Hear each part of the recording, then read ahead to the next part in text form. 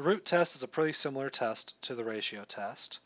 However, we have a different limit that we plug into to compute. It follows the same sort of intuition, the fact that instead of comparing ratios, however, it just considers the nth root of every term. And if the nth roots stay small, they stay less than 1, that's going to promise convergence. And then if the nth roots stay large, that's going to promise divergence.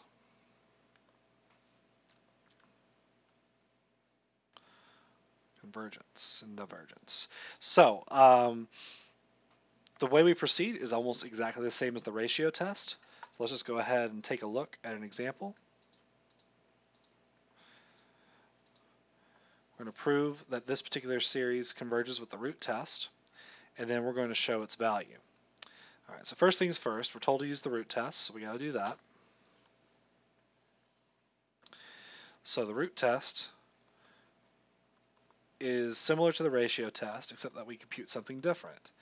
We compute the nth root of the absolute value, and then we just rewrite the term, the nth term of the sequence. Okay, so first things first, we can get rid of the absolute values because everything is nice and positive. And the next step that I often do is let's just rewrite that nth root. Let's rewrite that as a 1 over n exponent. Makes my life a little bit easier, I think. So I've got 5 to the n over 2 to the 3n, all raised to the 1 over n exponent. And then let's multiply out that exponent. It distributes to both of the exponents on the inside. So I've got 5 n over n over 2 3n over n. So the n over n's cancel, leaving me with, and then all my n's are gone. So I've got 5 over 2 cubed. That's 5/8.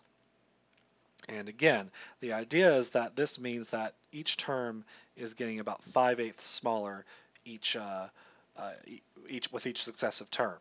And since it's getting smaller, each term is getting less than 1 ratio from the previous term. That's going to promise convergence.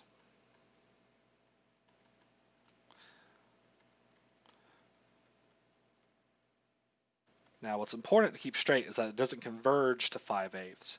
This is just a promise that because things are getting about 5/8 smaller with each successive term, that's going to promise that the series converges.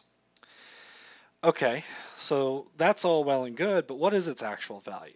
And normally we can't figure this out, but for very special cases, such as our example here, we will be able to figure it out because it's actually another geometric series in disguise. We've got 2 to the 3n on the bottom, 5 to the n on the top, n equals 0 to infinity.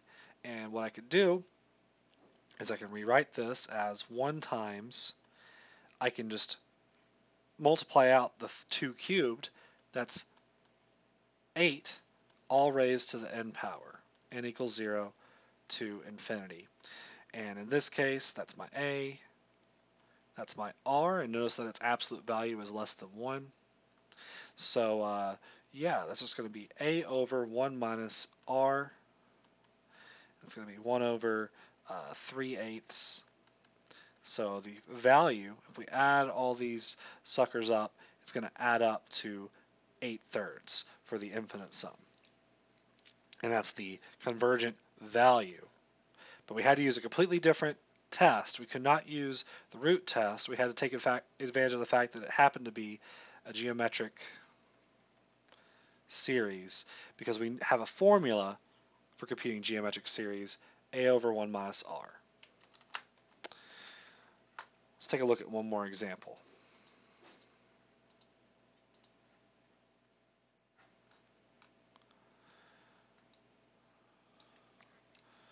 Okay, so it's interesting. If you were to plug numbers in, you might immediately think that it's going to diverge because what are we dealing with? Well, 3 to the 10 power is a huge number. That's a lot of 3's multiplied together. Negative 3 to the 3 power is just negative 27. So yeah, we're going to have some huge numbers over some small numbers. So you would think that it would actually be a divergent series if you were to actually go ahead and multiply out 3 to the 10th power over negative 27, Then we have 4 to the 10th power over 81. So we got these huge numbers on the top. You might think, oh, hey, that diverges. But let's actually use the root test and let's find out.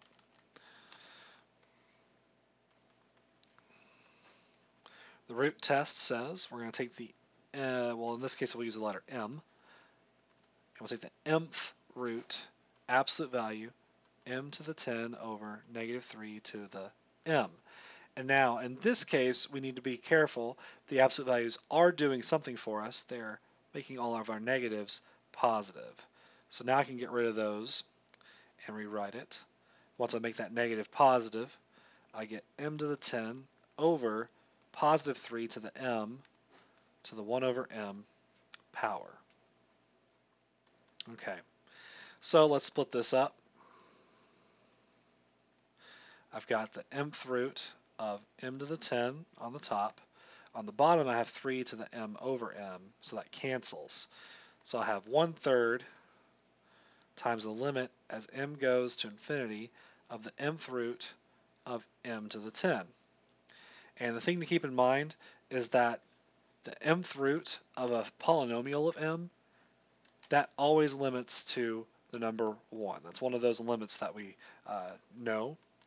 So we end up getting 1/3, and that's less than 1. If it was greater than 1, we would say, hey, that diverges. But since it's less than 1, we can say that it converges. I have no idea what the actual sum is, but we know it adds up to some finite number, and that's what's important for us.